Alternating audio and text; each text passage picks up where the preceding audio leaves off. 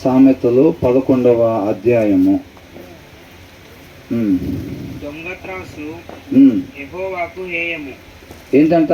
దొంగ త్రాసు మనకెందుకు చెప్పారు? మనం కూడా ఆయన పోలి జీవించాలి కాబట్టి మనం ఏం చేయాలి? దొంగ త్రాసు, అన్యాయం, మోసం పంచంరా అంటే ఏం చేస్తున్నారు? అబ్రహాం పంపకాలు పంచుతున్నామా? ముందు కట్ చేసి పెద్ద పీస్ తీసి మనం పక్కన ప్లేట్లో పెట్టుకుంటాం ఫస్ట్, అవునా? తర్వాత మిగతా అన్నీ తీసుకెళ్తాం అందరి దగ్గరికి. పెద్దది మాత్రం ఆల్రెడీ పక్కన ఉంటుంది, అవునా కదా? అబ్రహాం ఎలా పంచాడు? అబ్రహాము లోతు ఇద్దరికి వాళ్ళ మందలు మేపే వాళ్ళకి గొడవలు అయినప్పుడు మనందరం బహు ఆస్తి కలిగిన వాళ్ళం కాబట్టి మన ఇద్దరం ఒక దగ్గర ఉండటానికి కుదరట్లేదు కాబట్టి మన ఇద్దరం కూడా చెరొక ప్లేసు తీసుకొని అలా ఇబ్బందులు లేకుండా తగాదాలు లేకుండా మన మనుషులకి ఉందామని అనుకున్నాడు. అప్పుడు ఏమన్నాడు లోతుతో? ఈ స్థలం మొత్తం నీ ముందు ఉంది, నీకేం కావాలో ఫస్ట్ తీసుకో అన్నాడు. నీకే ప్రదేశం కావాలో ఫస్ట్ నువ్వు తీసుకో, తర్వాత మిగతా ప్రదేశంలో నేనుంటా, అవునా? అది ఆ మాట అన్నప్పుడే ఆ మిగిలిన ప్రదేశమే అబ్రహాంకి ఆశీర్వాదకరంగా దేవుడు నడిపిస్తాడంతే. అదే ప్లేస్లో మనం ఉంటే లోతు అంతా అక్కడ నీళ్లు, పచ్చని చెట్లు, నీళ్లు ఇవన్నీ ఉంటే దాన్ని చూసి వెళ్ళి అక్కడ కోరుకున్నాడు. నేను అక్కడికి వెళ్తాను, నా నీళ్ళు దగ్గరికి అని అనుకున్నాడు. సరే వెళ్ళమని చెప్పాడు అబ్రహాం, అవునా? మన పంపకాలు ఎలా ఉంటాయి? ఇప్పుడు పిల్లడికి భోజనం పెట్టేటప్పుడు పక్కింటి బాబు వచ్చాడు అనుకో, 4 ముద్దలు వీడికి, 1 ముద్ద పక్కింటి అబ్బాయికి, అవునా? ఇక ఆ రోజు నాన్ వెజ్ అనుకో, మొక్కలన్నీ వీడికి, పులుసుతో వాళ్ళకి. ఎందుకంటే వాడి ఇంటికి పోయి ఏందన్నా ఏం చేసావంటే ఆమె తిన్నాను అంటాడు, అవునా? చెప్తాడు వాడు, ఎట్లా చెప్తాడు అని చెప్పి ఏం చెప్తారు వాడికి మాత్రం. చూసిన జనాల దగ్గర ఎలా ఉంటుంది? అన్నం పెట్టినట్టే ఉంటుంది. ఎలా పెట్టాము, అవునా? ఆయన చూడ్డా? ఇంటి పక్కన వాళ్ళకి ఎప్పుడు ఇచ్చేది అన్నం? 1 గంటలో పాడైపోయిద్ది అన్నప్పుడు. ఎప్పుడు? 1 గంటలో. తాజా మొత్తం మనకి 1 గంటలో పాడైపోయిద్ది. మనం ఇచ్చినప్పుడు పాడవకుండా ఉంటే చాలు, ఇచ్చినట్టే. తర్వాత అది పాపం తిందాం అనుకునేసరికి, అవునా? అట్లాంటి త్రాసులు దేవుడికి హేయము. నాకు ఇష్టం లేదు అని తన ఉద్దేశాన్ని దేవుడు తెలియపరుస్తున్నాడు అన్నమాట. నాకు అది కావాలి, నాకు అది కావాలని తనుకుంటూ ఉంటారు. అర్థమైందండి? అట్లాగా అది దేవుడికి ఏంటంట ఇష్టం లేదు అని అంటున్నాడు. న్యాయంగా ఉండాలి అని అంటున్నాడు. ఏదైనా సరే న్యాయంగా, ధర్మంగా ఉండాలి. ఆ పంచే విషయంలో అబ్రహాము దేవుణ్ణి కనపరిచాడు అనమాట. లోతుకు మాత్రమే కాదు, మనందరికీ కూడా, అవునా కదా? ఆయన వంతు వచ్చినప్పుడు ఆయన దేవుణ్ణి అలా మహింపరిచాడు. మన జీవితంలో ప్రతిసారి మనకు అవకాశం వచ్చినప్పుడు మనం కూడా అలాగే జీవించాలి. మురికి శాంతం పోలేదనుకోండి, లోపల చాలా ఇబ్బందిగా ఉంటా ఉంటుంది. చెప్పుకోవటానికి మనకి బాగానే ఉంటుంది. ఆ వాటాలు తీసేటప్పుడు ఎంత ఇబ్బంది పడుతామో, అవునా? ఎప్పుడు ఆ మురికి బాపోతే, ఏ మురికి? పాత బ్యాగేజ్ ఉంటుంది కదా, నీళ్ళలో మునిగి లేక ముందు మురికి. ఈ లోక సంబంధమైన గుణలక్షణాలు అవి అయితే మనలో ఉంటాయో అవి వాక్యంతో సరిగ్గా కలుపుకోవట్లేదు అనుకోండి, మనం ఏమైంది? చెప్పేది బాగానే చెబుతాము, వినేది కూడా చక్కగానే వింటాం. వాళ్ళకి పంపకాలు చేయాల్సి వచ్చినప్పుడు అల్లాడిపోతూ ఉంటాం, ఒడ్డున పడ్డ చేపలాగా. ఏం చేస్తాం? వాక్యం అట్లా చెప్పేదిలే కానీ మనసు మాత్రం ఒప్పట్లేదు అసలు, అవునా? అలా అనిపించింది. ఎప్పుడు మనసు ఒప్పట్లా? ఎంత పర్సంటేజ్ ఇబ్బందిగా ఉంటుంది, అంత పర్సంటేజ్ మురికి ఇంకా ఉందని అర్థం. అర్థమైందండి? అంత పర్సంటేజ్ మురికి ఇంకా ఉంది అని అర్థం అన్నమాట. దాన్ని మనం కడుక్కుంటేనే అది గొప్ప భాగ్యంగా మనం ఎంచుకుంటాం. అది పక్కన వాళ్ళకి ఇవ్వటం దేవుడు మనకు చూపిన కృప. ఎంతోమంది ఆశపడతారు అట్లా ఇయ్యాలి చెయ్యాలి నా జీవితంలో, అలా చేసి నేను క్రీస్తులాగా నడుచుకొని క్రియారూపకంగా ఆయన ప్రేమను కనపరిచి నా జీవితాలు ముగించాలని ఎంతోమంది అనుకుంటారు. కాకపోతే ఆయన కృప లేకపోతే ఎవరి వల్ల అది కాదు. కాబట్టి అది గొప్ప ధన్యతగా భావించుకోవాలి అలాగ ఇవ్వటం. అలా కాకుండా అల్లాడిపోతున్నాము అంటే లోపల ఇంకా పాతోడు ఉన్నాడు. దేన్నైతే మనం దాస్తామో అదే మనల్ని నాశనం చేసిద్ది. ఇస్కరియోతు యోధాను ఏం నాశనం చేసింది? దేన్నైతే వాక్యంతో కడగకుండా, వాక్యం తగలకుండా దాచుకున్నాడు చూసారా జర్సన్? ఏదైతే వాక్యం తగలకుండా, వాక్యం చేత తుడిచివై పెట్టకుండా దాచిపెట్టుకున్నాడు చూసారా, అదే నాశనం చేసేది. ప్రభువా రెండే ప్రభువా, ఆ ఒక్కటేగా ఎన్ని దుడుచుకున్నాను అసలు నేను, అది ఒక్కటేగా ఇంకా అని అంటే ఆ ఒక్కటి చాలు మన సమాధి చేయటానికి. అర్థమవుతుందండి? ఏ సమాధి? ఆత్మీయ సమాధి. అర్థమవుతుందండి? అది ఒక్కటే చాలు. ఆయన దగ్గరికి వచ్చినప్పుడు ఎలా ఉండాలంటే ఖాళీ బ్యాగ్ తీసుకొని ఉండాలి. ఖాళీ బ్యాగ్ ఉండాలి. నువ్వు ఏది చెబితే అది, ఏది సరి చేసుకోమంటే అది, ఏదైనా కానీ కుమారుని ఇమ్మంటావా, ఆస్తి వదిలిపెట్టమంటావా, ఊరు వదిలిపెట్టమంటావా, ఏది వదిలిపెట్టమంటావో నీ మాటే ఇదంతా చూసావా? మాటే ఇది చెప్తారు కదా, శిరస్థ వహిస్తా ఇది చెప్తారు కదా, అదంతే. నీ వాక్యం అనే అర్థంలో నువ్వు ఏం అర్థ చూపిస్తే, ఏది సరి చేసుకోమంటే దాన్ని సరి చేసుకోవటానికి సిద్ధమే. ఒక 2-3 దాచుకోవటం, కొంతమంది 5-6 దాచుకోవటం, కొంతమంది ఒక్కటే ప్రభు దాచుకుంది, ఒక్కటే చాలు. నీట్గా బాక్స్కు మూత పెట్టి మేకులు కొట్టిద్ది. కొట్టిద్దా లేదా? చక్కగా కొట్టిద్ది. ఒకటైనా చాలు. ఇక్కడ 10 మంది మోయాలి కానీ ఒకటే మోసుకెళ్ళిద్ది జాగ్రత్తగా మనం. అట్లా అనమాట. కాబట్టి దేవుడి కృపను బట్టి మనకు ముందే తెలియపరుస్తూ ఉన్నాడు. అది దేవుని మాట. ఆయన ఏది చెబితే అది చేయాలంతే. అబ్రహాంతో ఏం చెప్పాడు? 100 ఏళ్ళకు ఒక కుమారుని ఇస్తే ఏమన్నాడు? కుమారుని నేను చూపించే ప్లేస్ తీసుకొచ్చి, నేను సరిగ్గా వినలేదు అనుకున్నాడా? ప్రభువా మళ్ళీ ఒకసారి అన్నాడా? ఆలోచించుకొని చెప్పు ప్రభువా దేవుడుదా టైం ఇచ్చాను అన్నాడా? ఏమన్నాడు? ఆ ప్లేస్లో ఒకవేళ భార్య పేరు చెప్పుంటే, ఆయన పేరు చెప్పుంటే వెళ్ళిపోవటమే.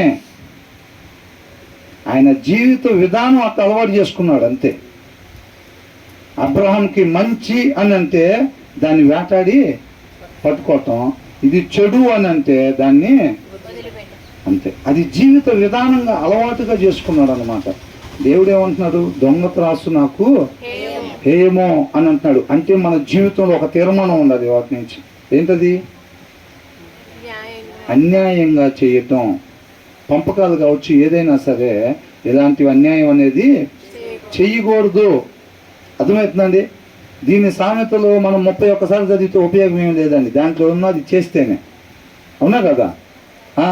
ఎప్పటికప్పుడు తీర్మానాలు తీసుకుంటూ ఉండాలి. క్రైస్తవ జీవితంలో ఎప్పటికప్పుడు తీర్మానాలు తీసుకుంటూ ఉండాలి.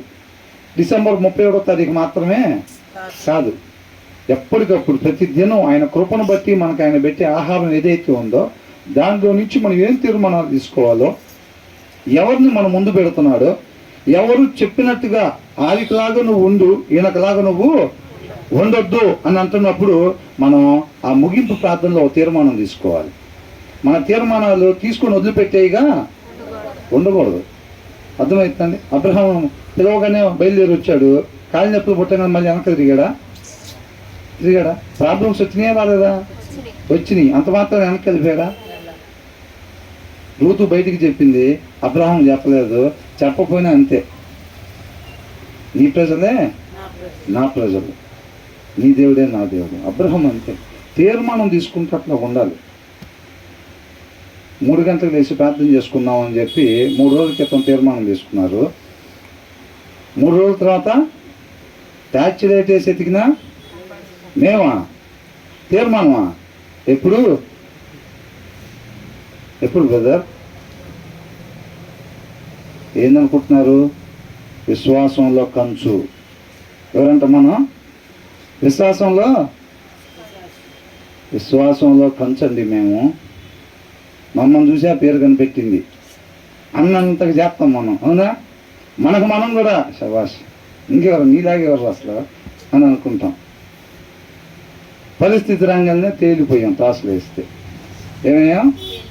తేలిపోయాం. అట్లా అయిపోతుంది. మన తీర్మానాలు అలా ఉండకూడదు, అవునా? దాన్ని చూసుకొని జాగ్రత్తగా ఆయన కుప్పను కోరుకుంటాం మనం ముందుకి.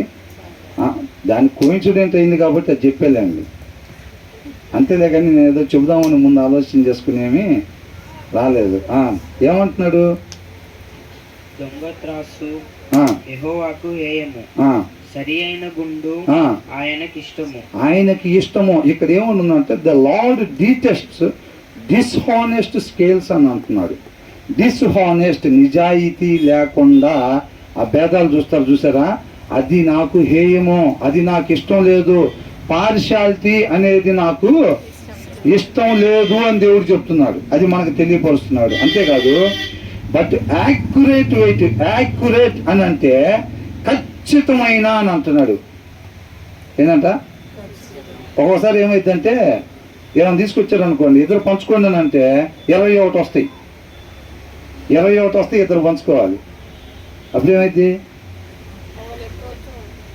10 ఇటేసి 10 ఇటేయంగానే ఇంకోటి మిగిలిద్ది. సరే, పంచింది నేనే కదరా, పంచింది నేనే కాబట్టి ఎట్టేస్తాడు? ఆ ఒకటి చేసుకుంటాడు. అది వేసుకున్నప్పుడే మొత్తం పోయినట్టే. ఇంకా దాంతోనే ఇప్పుడు ఆకాను ఎన్ని దొంగతనం చేశాడు? ఆని తెచ్చి మొత్తం దొంగతనం చేశాడా? ఒక్కటే, ఆ ఒక్కటి తీసుకెళ్ళింది ఆకాన్ని, అవునా కదా? అవునా? అట్లాగా ఖచ్చితమైన అంటున్నాడు దేవుడు. పాయింట్లో కూడా తేడా లేకుండా న్యాయం ఉండాలంటున్నాడు. అర్థమవుతుందా? మనం చెయ్యాలనుకుంటే కష్టం కాదు, మనం చేయకూడదు అనుకుంటేనే చెయ్యం, అంతే. దాన్ని సగానికి కట్ చేసుకోవచ్చుగా, చాక్లెట్ అయినా సగం చేసుకోవచ్చుగా, మనసుంటే. ఓకే, మన అటు ఇటు రెండు వైపులా కదా. అట్లా అంటున్నాడు దేవుడు. బట్ యాక్యురేట్ వెయిట్, ఖచ్చితమైన న్యాయం అంటున్నాడు. Wait find favour with him అని అంటున్నాడు. దేవుని యొక్క దయ మన మీద ఉండాలంటే ఖచ్చితమైన న్యాయమైన తీర్పులు ఉండాలంట. అర్థమవుతుందండి? దానివల్ల ఏమొచ్చిందంట? మనకి దేవుని దయ వచ్చిందంట. దేవుని దయ మనం పొందుకోవాలంటే ఏం చేయాలంట? న్యాయమైన తీర్పులు, ఖచ్చితమైన తీర్పులు ఉండాలన్నమాట. పార్షాలిటీ ఏమాత్రం కూడా ఉండకూడదు, అంతే. ఒక్కసారి తెచ్చాము మనం నాన్ వెజ్, పిల్లోడికి పెడతాను, పక్కింటి పిల్లోడు వచ్చాడు. ఎప్పుడైతే ఈక్వల్ షేర్ పర్ఫెక్ట్గా పెట్టామో ఆ పేద విధవరాలకి ఎప్పుడు దాకా వచ్చింది ఆ పిండి? అయిపోయింది, అంతే. మరి ఒక్క అప్పం ఇయటం వల్లే కరువులో మొత్తం సమృద్ధి కొట్టేసిందా లేదా? బైబుల్ ఫార్ములా అది.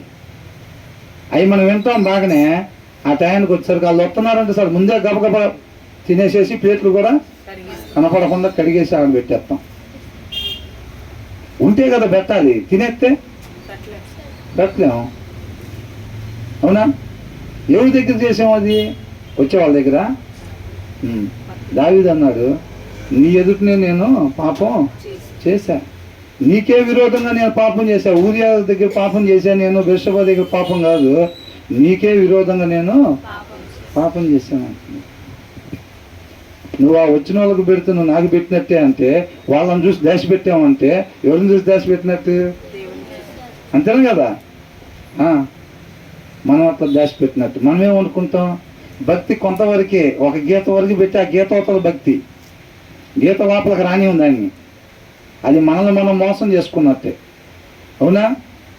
వాళ్ళు చూడలేదు, వీళ్ళు చూడలేదు, ఎవరు చూడలేదు అని కాదు, చూడాల్సిన ఆయన చక్కగా చూస్తానే ఉంటాడు. ఆయన మరుగు చేయలేము కాబట్టి ఆ మరుగు చేసే కార్యక్రమాలు తీసి పక్కన పెట్టి ఏంటంట చేస్తా, ఎక్కడ పెట్టాలంట?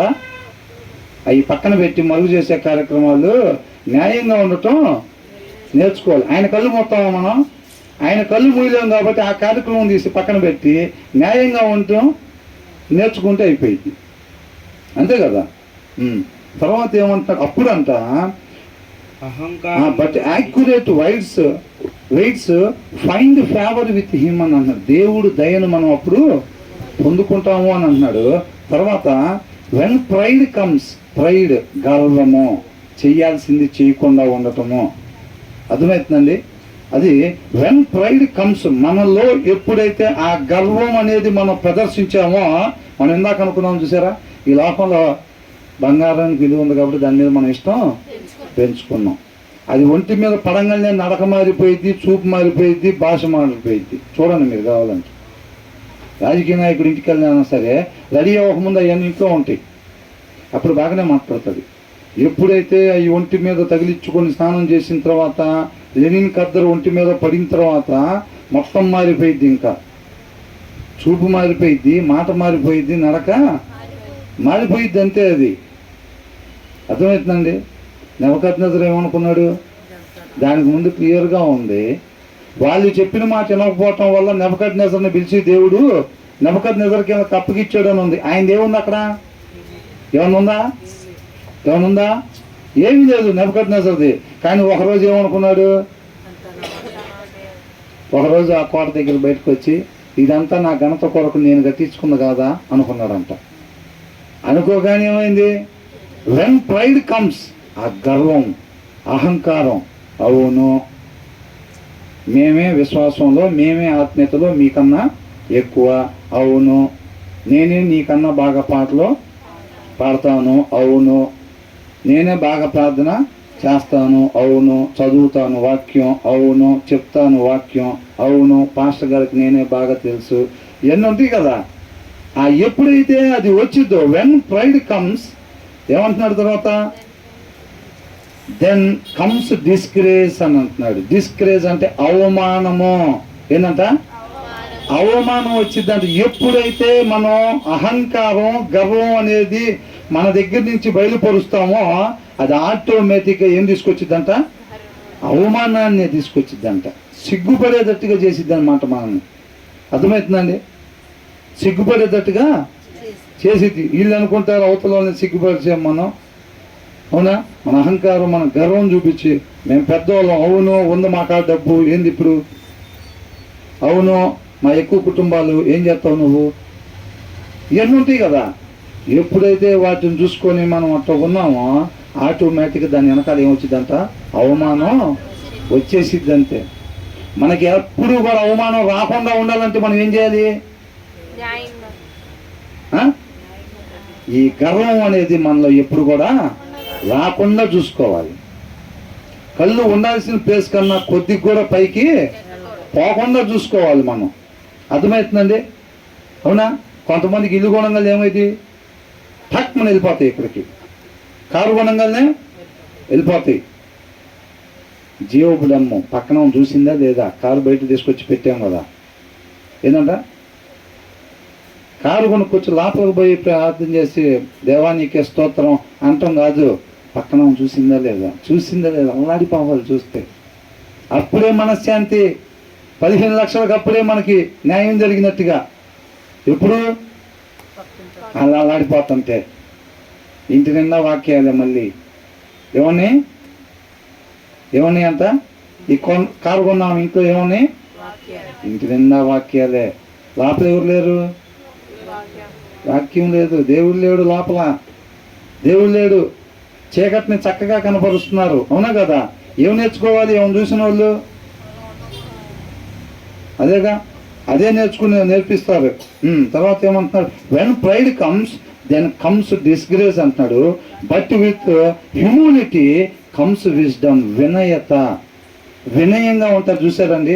ఎవరైతే వాళ్ళని హెచ్చించుకుంటారు చూసారా, గర్వం, అహంకారం, అవును మాకుంది, అవును నాకు బలం ఉంది, అవును మేము పెద్దవాళ్ళమే, అవును నేను ఏదైనా చేయగలుగుతా అంటారు చూసారా, వాళ్ళని దేవుడు ఏం చేస్తాడంట?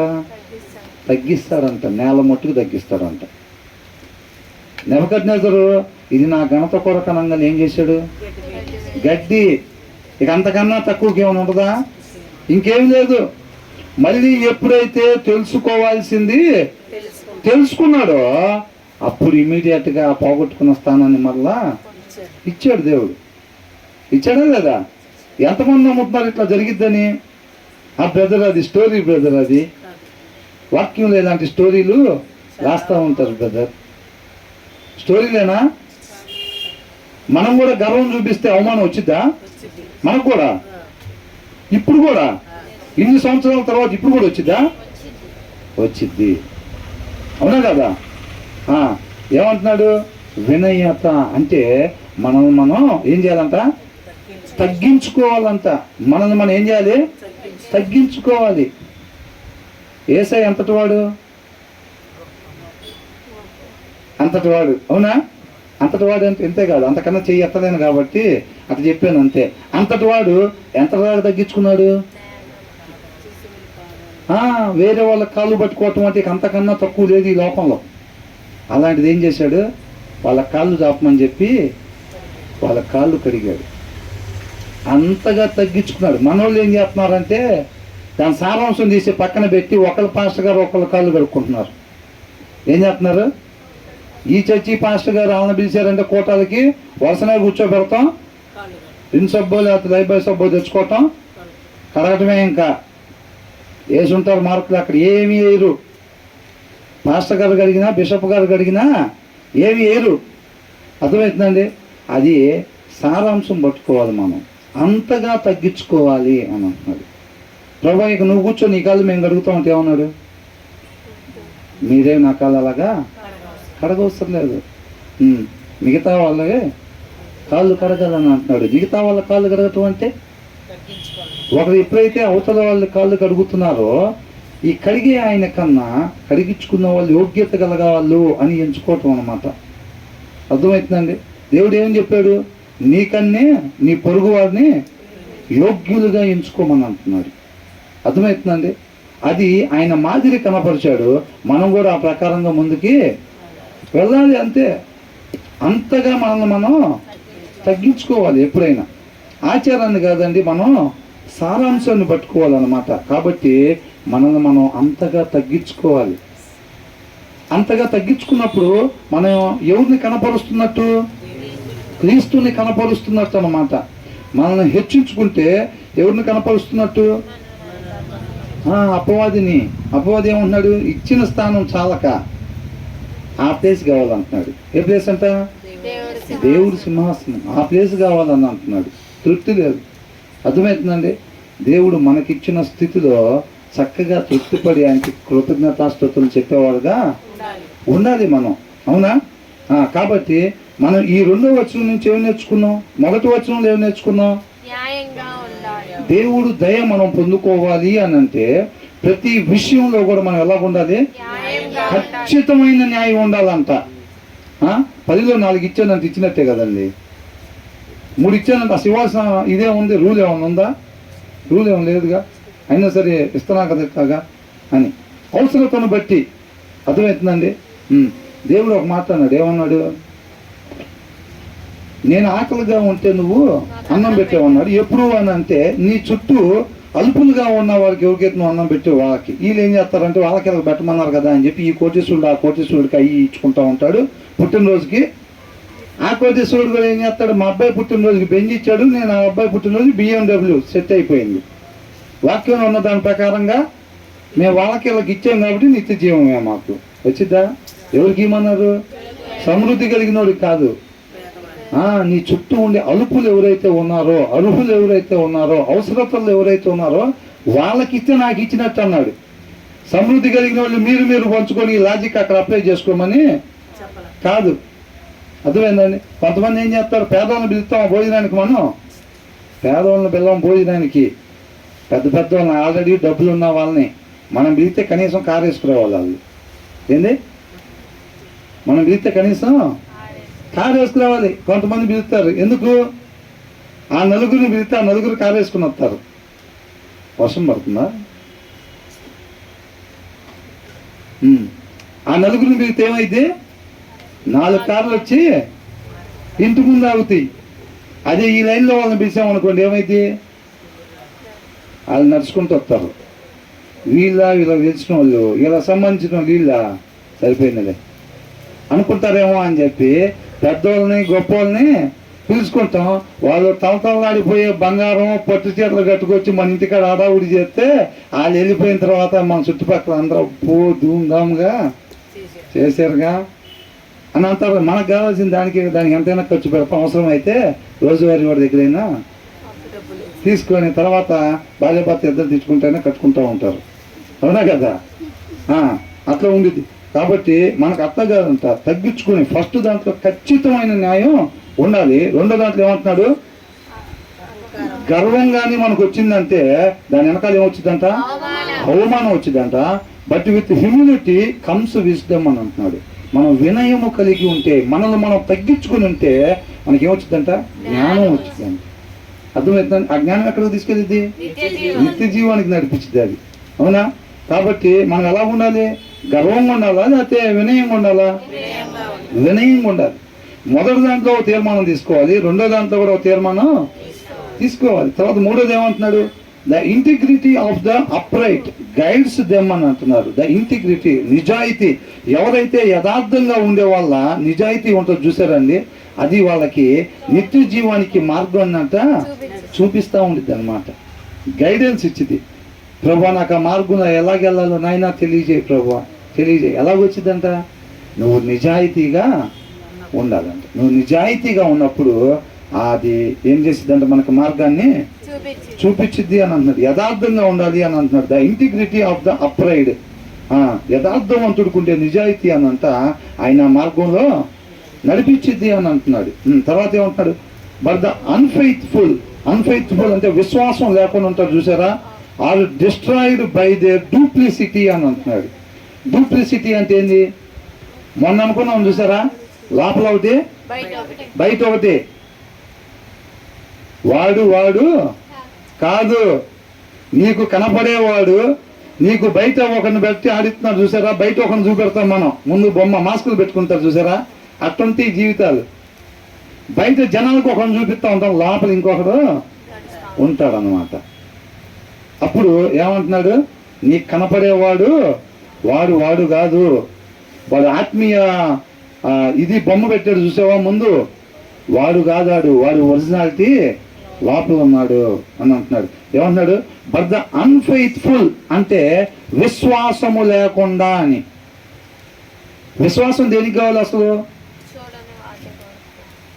కనపడని దాన్ని కోసం విశ్వాసం కావాలి. కనపడనంటే ఈ గాలి ఈ కాదు, పునరుద్ధానంలో తిరిగి లెగవటం, దేవుని రాజ్య స్థాపన, దాంట్లో యుగయుగాలు దేవునితో పాటు మనం ఉండటం, ఇవన్నీ మనకు కనిపిస్తాయా? మనకు కనిపించకపోయినా వాటిని నమ్మి మనం విశ్వసిస్తాం అన్నమాట. అర్థమవుతుందండి? అలా కాకుండా ఇప్పుడు వీళ్ళకి ఏం లేదంట, బట్ ద అన్ఫెయిత్ఫుల్ అని అంటే విశ్వాసం లేని వాళ్ళు. విశ్వాసం లేని వాళ్ళు అంటే వీళ్ళు ఏం చూస్తారు, ఆ మరణానికి ముందున్న దాన్ని చూస్తూ ఉంటారు ఇప్పుడు పెట్టిన. అర్థమవుతుందండి? అంటే మరణానికి ముందంటే కనిపించే వాటి వైపు చూస్తూ ఉంటారు. విశ్వాసం ఉంది అని అంటే కనపడం దాని వైపు వీళ్ళు చూస్తున్నారు అని అర్థం. అవునా? దాన్ని చూడటానికే విశ్వాసం కావాలి. విశ్వాసం లేదు అని అంటే వీళ్ళు దేన్ని చూస్తారు, కనపడే వాటిని చూస్తూ ఉంటారు. అంటే ఈ లోకంలో కనపడతాయి చూసారండి, పేరు, డబ్బు, హోదా, ఆరోగ్యం, వీటిని చూస్తూ ఉంటారు అన్నమాట వీళ్ళు. అలాగే కనపడే దానికోసం విశ్వాసం అవసరం లేదు. కాబట్టి ఇక్కడ ఏమంటున్నాడు, but the unfaithful are destroyed by their duplicity. విశ్వాసం లేకపోతే, మరణం తర్వాత జరిగే దాని వైపు మాత్రమే మన చూపు లేకపోతే, దేని వైపు అంట, మరణం తర్వాత జరిగిద్ది చూసారా, దాని వైపు మాత్రమే మన చూపు ఉండాలి. ఒక కన్ను అటు, ఒక కన్ను ఇటు కాదు. అర్థమవుతుందండి? ఒక కన్ను అటు, ఒక కన్ను ఇటు కాదు. అసలు విశ్వాసికి ఇటువైపు కళ్ళు అనేవి ఉండకూడదు. మనం అటువైపు పైన వాటిని మాత్రమే వెతుకుడి అని ఉంది. అవునా లేదా? అట్లుందనమాట. కాబట్టి ఇక్కడ ఏమంటున్నాడు, విశ్వాసం లేని వాళ్ళు డూప్లికేట్ మనిషి. ఏమంటున్నాడు, డూప్లికేట్ మనిషి. వాళ్ళు బయటికి ఏం చేస్తారు, ఆ కనపడే దాని వైపే వాళ్ళ చూపు ఉండిద్ది. కాకపోతే ఆ ఫ్రంట్ జనానికి మాత్రం ఆ చనిపోయిన తర్వాత ఉంటుంది చూసారా, వాళ్ళు ఎలా బిహేవ్ చేస్తారో, వాళ్ళు ఎలా నడుస్తారో, వాళ్ళు ఎలా మాట్లాడతారో, వాళ్ళు ఎలా చూస్తారో, అలాగా ఫ్రంట్ సైడ్ జనానికి అట్లా కనపరుస్తూ ఉంటారు అన్నమాట. ఎవరు? విశ్వాసం లేని వాళ్ళు. ఈ లోకంలో ఉన్న దాని వైపు చూస్తూ ఉంటారు చూసారా, వాళ్ళంతా but the unfaithful are destroyed అని అంటే నశించిపోతారు అని.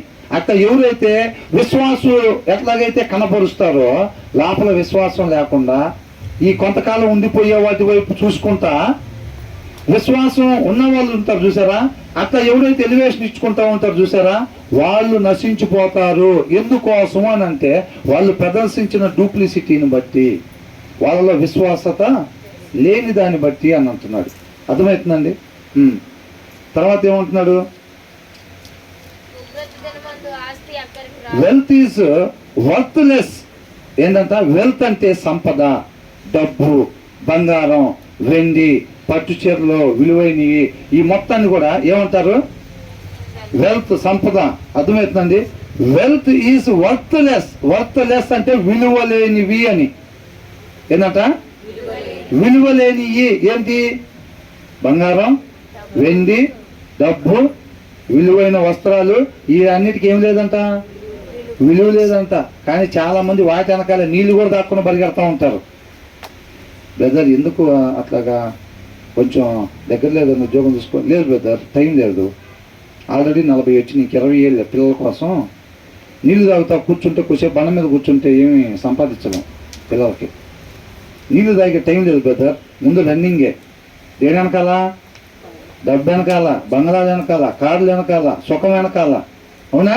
దాని వెనకాల రన్నింగేనంట. జ్ఞానం లేని చేసే పని అది. ఇక్కడ ఏమంటున్నాడు? వెల్త్ ఈస్, ఏమంటున్నారు? Wealth is worthless. ఆ సంపద విలువలేంది. ఎప్పుడు? In the day of wrath అంట, ఉగ్రత దినం ఉందంట, అది విలువలేంది. నలుగురులో ముగ్గురు ఎత్తబడి మనం అక్కడ ఉంటే 150 కోట్లున్నా సరే అది మన అంగుళం కూడా పైకి లేపలేదు. ఏంటంట? ముగ్గురు ఎత్తబడ్డారు, నేను ఒక్కనే ఉన్నా, నా ఆస్తి మొత్తం తీసుకొచ్చి ఖాతాలో పెట్టండి అని అంటే 150 కోట్లు కాదు, 1500 కోట్లు కాదు, 1,50,000 కోట్లు కాదు, ఒక అంగుళం కూడా భూమి మీద నుంచి మనం పైకి లేపలేవయి. వాటి విలువ ఆ రోజు తెలిసింది. మనంతలో మనమే కాలుతుందని నీ కోసం నా జీవితం మొత్తం పెట్టాను అనుకుంటా. ఏం చేస్తారు? వస్త్రాలు, బంగారం మొత్తం తీసుకురండి, మొత్తం తీసుకొచ్చి ఖాతాలో పెట్టండి. అయ్యో పక్కన పెడితే రెండో పక్కన నేను పైకి లేచి నిత్య జీవనికి వెళ్ళాలి. దిగుతారా? అది ఎప్పుడైతే అంగుళం కూడా లేపలేకపోయినాయో అప్పుడే అటు విలువ తెలిసింది. అయ్యో జ్ఞానం లేను నీ ఈటెనకాల పరిగెత్తి దేవుడు కృపను బట్టి నాకు ఇచ్చిన ఆయుష్ అంతా దీనికోసం ఖర్చు పెట్టాను, ఈ మట్టి కోసం అని ఎవరు చెబుతారు? ఎవరో చుట్టూ ఉన్న వాళ్ళు కాదు, ఎవరైతే దాన్ని వెనక పరిగెత్తారో వాళ్ళే చెబుతారు ఆ మాట. వాళ్ళే కాలుతో అంటారు దాన్ని. నీ వల్ల నాశనం అయింది, అసలు నీ వైపు చూడటం వల్ల నా జీవితం నాశనమైందంట. ఏం ప్రయోజనం? తర్వాత నూనె కొనుక్కొచ్చుకున్నారు, ప్రభా అని తలుపు కొడుతున్నారంట. ఒక్క అవకాశం ఇవ్వు ప్రభువా, ఒక్క అవకాశం ఇవ్వు అని అంటారు. నీకన్నా ముందు అడిగిన చాలా మంది అది దారుణం పడి వెళ్తున్నారు, నువ్వు కూడా వెళ్ళి అంటారు. ఎక్కడికి? అవునా? మరి అట్లా ఉండిద్ది. కాబట్టి అది అంటున్నాడు, wealth is worthless in the day of wrath but righteousness delivers from death అని అంటున్నాడు. ఏంటంట? నీతి మరణం నుండి రక్షించిద్ది. అంటే కొంతకాలం ఉండి ఇక చనిపోవటం కాదు. పునరుద్ధానుడై తిరిగి లేచిన క్రీస్తు వలె మనం కూడా పునరుద్ధానుడై తిరిగి లేచి తండ్రితో పాటు యుగ యుగాలు మనకి మరణం అనేది లేదు. ఆ మరణం లేకుండా ఉండాలంటే మనం ఎలా ఉండాలి? ఈ భూమి మీద ఉన్న ప్రతి మనిషి ఈ రెండిట్లో ఒకదాని వెనకాల పరిగెత్తాల్సిందే. అయితే సంపద, వెల్త్ పైన రాసుకుని చూసారా, లేదా నీతి, ఈ రెండిట్లో ఒకదాని వెనకాల ప్రతి మనిషి పరిగెత్తాల్సింది. డబ్బు కానీ, బంగారం కానీ, హోదా కానీ, ఆరోగ్యం, ప్రతిదీ కూడా ఆ సంపద కిందకే వస్తాయి. రెండోది నీతి. అవునా? దాని ముగింపు ఎలా ఉందంట? అది అక్కడికి రాదు. ఉగ్రత దినాన్ని అది మనల్ని రక్షించలేదు. దీని వెనకాల ఎవరైతే నీతి, ఉండాల్సిన రీతి, అవునా, వాక్యాన్ని అనుసరించటం, దేవుడి మాట ప్రకారంగా జీవించటం, అదేం తీసుకొచ్చిద్దంట? మరణాన్ని నుంచి విమోచించిద్ది, పోగొట్టుకున్న స్థితిని దయచేసిద్ది. కలుగుతుందా జ్ఞానం? కలుగుతుందా జ్ఞానం? అవునా? వ్యర్థంగా దాని వెనక దీని వెనక పరిగెత్తుకుంటా డబ్బు వెనకాల పోగేసుకొని ఇంటి పక్కన చూసి ఇంటి వెనకాల చూసి పోగేసుకుంటున్నాం అనుకోండి, రేపు అవన్నీ దేనికి అక్కడికి రావు, కొంతకాలం ఉండి పోయేదే. కాబట్టి నీతిని సంపాదించుకోవాలి, నీతిగా జీవించాలి. వాళ్ళకి నిత్య జీవం రివార్డుగా వచ్చిందంట, బహుమానంగా వచ్చిందంట. అర్థమవుతుందండి? సంపద వెనకాల పరిగెడితే ఏమొచ్చిందంట? అవి అక్కడికి రాలేదంట. కాబట్టి జ్ఞానం కలిగి ఉండి మనం వింటాం కాదు.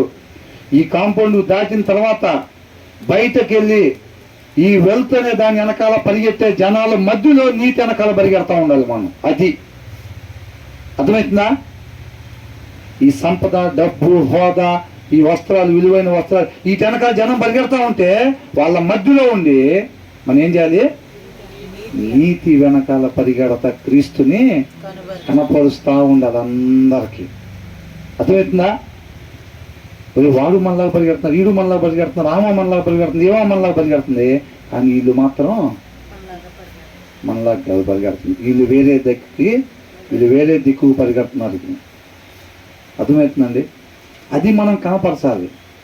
ఇక్కడ హల్లెలూయా, స్తోత్రం, ప్రైజ్ ది లార్డ్ అని చెప్పి గట్టి కేకలేసి బయటికి పోయి మనం కూడా పిడికిలు బిగించి గబగబా డబ్బులు వెనకాల పరిగెడుతున్నాం అనుకోండి, ఇక ఎందుకో బతుకు మనకి? అవునా కదా? ఏముండదు. ఈడ చెప్పింది, అరిసింది, ఒప్పుకున్నది కాదు.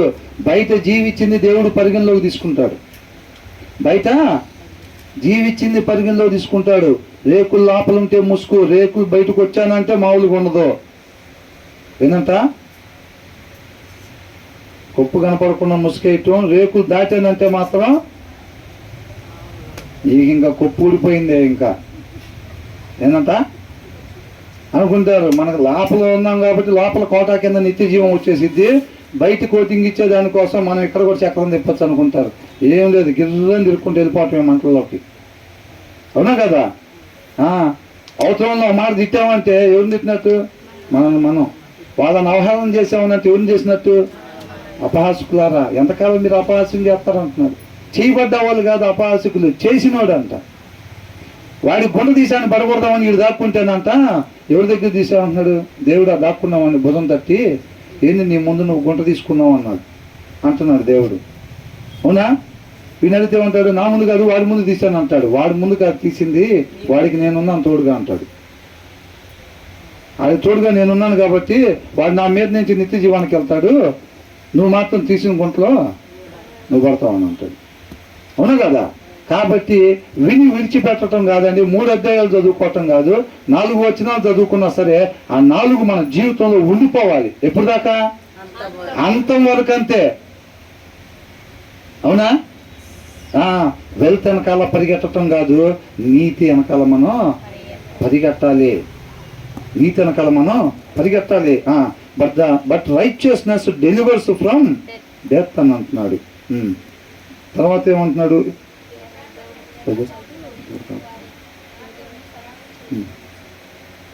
వాతావరణంలో కొంచెం తేడా ఉంటుంది కాబట్టి ఎందుకైనా మంచిది మనం ఎంతగా ముగిద్దాం. దేవుడికే మహిమ కలుగును గాక. ఈ విన్న వాటిని మనం చక్కగా ఈ విధానం ఏదైతే నేర్చుకుంటున్నామో మన సామెతలో అదే విధానంలో మనం ధ్యానించుకోవాలి. మిగతాయి మొత్తం కూడా అర్థమవుతుందండి. అదే విధానంలో మనం ధ్యానించుకొని ప్రతిదీ ఏ వచనంలో ఏం అండర్లైన్ చేసుకొని దాని ప్రకారం మనం ఉంటే మనకి ఏం వచ్చిద్ది, మనం ఎలా ఉంటే ఏం వచ్చిద్ది. ఉండాల్సిన దాన్ని తీసి పక్కన పెట్టి మనం అండర్లైన్ చేసుకోకుండా దాన్ని అనుసరించకుండా రావాల్సిన వాటిని ఒకటే పదే ప్రార్థనలో జపిస్తూ ఉంటే ఏమీ రావు. అర్థమవుతుందండి. ఆయన దయ కావాలి అని అంటే ఖచ్చితమైన న్యాయం ఉండాలి అని అంటున్నాడు. అంతే తప్ప మన ఖచ్చితమైన న్యాయము తీర్పులు ఖచ్చితంగా లేకుండా మనం దయ చూపించు ప్రభు అని ప్రార్థన చేస్తా పాటలు పాడుకుంటా దయకు సంబంధించిన పాటలు ఎత్తుకొని ఊరికే పాడుతూ ఉన్నాం అనుకోండి, అయినా దయ ఎంత కూడా రాదు. అవునా? కాబట్టి మనం అది నేర్చుకోవాలి. ఆయనగా మనం తెలుసుకోవాలి. అబ్రహాం వెంబడించినట్టుగా దేవుడిని మనం వెంబడించాలి. అర్థమవుతుందండి. దేవుడికి మహిమ కలుగును.